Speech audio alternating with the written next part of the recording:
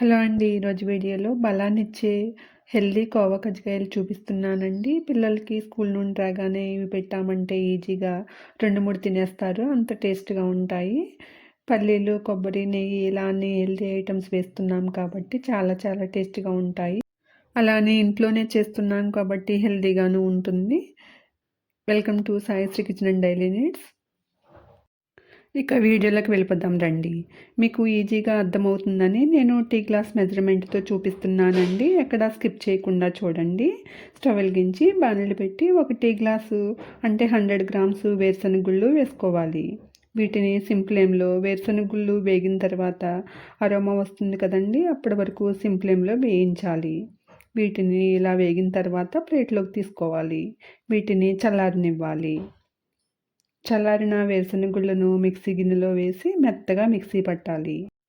దీనిని ఒక ప్లేట్లో వేసుకోవాలి. ఒక కొబ్బరికాయను తీసుకుని దీనిని 2 చెక్కలుగా కొట్టి కొబ్బరి కూరతో కోరి పెట్టుకోవాలి.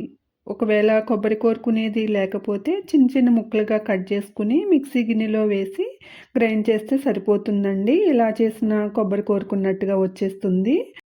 స్టవ్ వెలిగించి బాణలి పెట్టి 1 టేబుల్ స్పూన్ గీని వేయండి.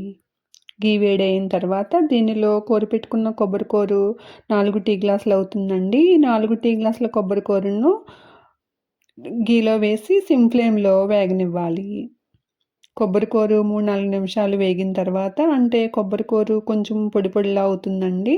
అప్పుడు స్టవ్ను బంద్ చేసి వేరుశనగ గుళ్ళు పొడి తీసుకున్న పళ్ళెంలో వేసుకోవాలి.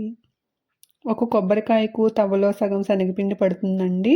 మీకు టీ గ్లాస్ మెజర్మెంట్లో చూపిస్తున్నాను కాబట్టి ఈ శనగపిండి 2.5 టీ గ్లాసులు అవుతుంది.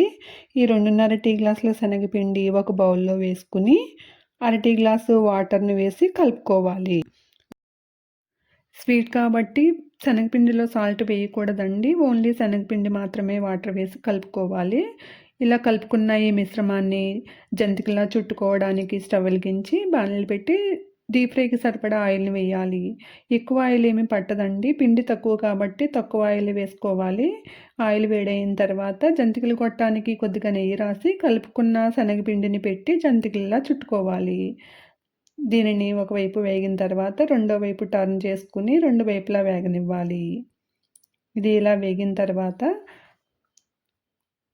తీసుకుని పళ్ళెంలో వేసుకోవాలి. దీనిని చల్లారనివ్వాలి. ఇలా చల్లారిన జంతికలను మిక్సీ గిన్నెలో వేసి మెత్తగా మిక్సీ పట్టాలి. దీనిని నువ్వుప్పు జల్లెడలో వేసి జల్లించాలి. ఇలా జల్లించిన శనగపిండిని కూడా కొబ్బరి కూర తీసుకున్న పళ్ళెంలోకి తీసుకోవాలి. 4 యాలకులను తీసుకుని కొంచెం పంచదార వేసి పొడి చేసి వేసుకోవాలి. ఈ యాలకుల పొడి అనేది లాస్ట్లో వేస్తే స్మెల్ బాగుంటుందండి. నేను మర్చిపోయి ఇప్పుడే వేసేసాను. ఇలా కలుపుకున్న దానిని పక్కన ఉంచాలి. దీనిని పాకం పట్టుకోవడానికి అర కేజీ పంచదార, దీనికోసం స్టవ్ మీద బాణలి పెట్టి అర కేజీ పంచదార నాకు 4 టీ గ్లాసులు అయ్యి ఇంకొక టీ గ్లాసులో పావు వంతు వరకు వచ్చిందండి. ఈ 4 టీ గ్లాసుల పంచదారను వేసుకుని దీనిలో 1 టీ గ్లాస్ వాటర్ని వేసుకోవాలి. పంచదార కరిగి పలచగా అవుతుంది కదండి, 1 టీ గ్లాస్ వాటర్ వేస్తే సరిపోతుంది. దీనిని కలుపుకొని పంచదార తీగ పాకం వచ్చే వరకు ఉడికించాలి. మీకు పాకం దగ్గరగా వచ్చిందో లేదో తెలియడానికి ఒక టిప్ చెప్తానండి. ఒక గ్లాసు మీద పాకం వేసిన తర్వాత ఈ పాకం అనేది జారకుండా అలానే ఉంటే మీకు పర్ఫెక్ట్గా పాకం వచ్చినట్టు తెలుస్తుందండి. ఇలా కలుపుకున్న ఈ మిశ్రమంలో 50 గ్రాముల నెయ్యి అంటే 5-6 టేబుల్ స్పూన్ల నెయ్యి వేసి కలుపుకోవాలి. నెయ్యి అనేది ఎవరిష్టాన్ని బట్టి వాళ్ళు యాడ్ చేసుకోవచ్చండి. ఎంత కొలత అనేది ఏమీ ఉండదండి. ఇలా కలుపుకున్నాక ఈ మిశ్రమము గట్టిగా లేకుండా కొద్దిగా పలచగా ఉన్నా కంగారు పడాల్సిన పని లేదండి. మరలా స్టవ్ మీద పెట్టి సిమ్ ఫ్లేమ్లో కలుపుకుంటూ దగ్గర పడే వరకు ఉడికించండి. నాకు కూడా ఈ మిశ్రమం కొంచెం పలచగా అనిపిస్తుంది కాబట్టి మరలా స్టవ్ మీద పెట్టి కొంచెం దగ్గర పడే వరకు రానిచ్చాను. ఇలా దగ్గరికి వచ్చిన తర్వాత దీనిని పప్పు గుత్తితో మెత్తగా వచ్చే వరకు మెదుపుకోవాలి. దీనిని పళ్ళెంలో పక్కకు చేర్చుకుని చల్లారనివ్వాలి.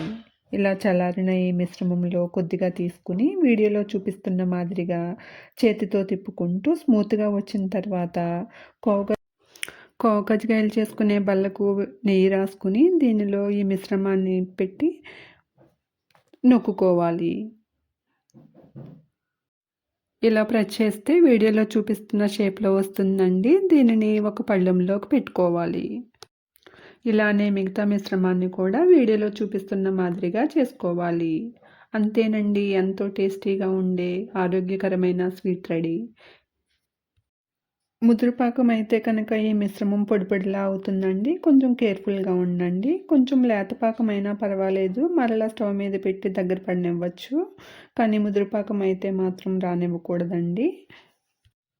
పిల్లలు ఎంతగానో ఇష్టపడే sweet ready. Thank you for watching this video. ఇలాంటి మరిన్ని వీడియోస్ కోసం నా ఛానల్ని సబ్స్క్రైబ్ చేయడం మర్చిపోకండి. ఈ వీడియో నచ్చినట్టయితే లైక్ చేయండి, షేర్ చేయండి. Thank you all.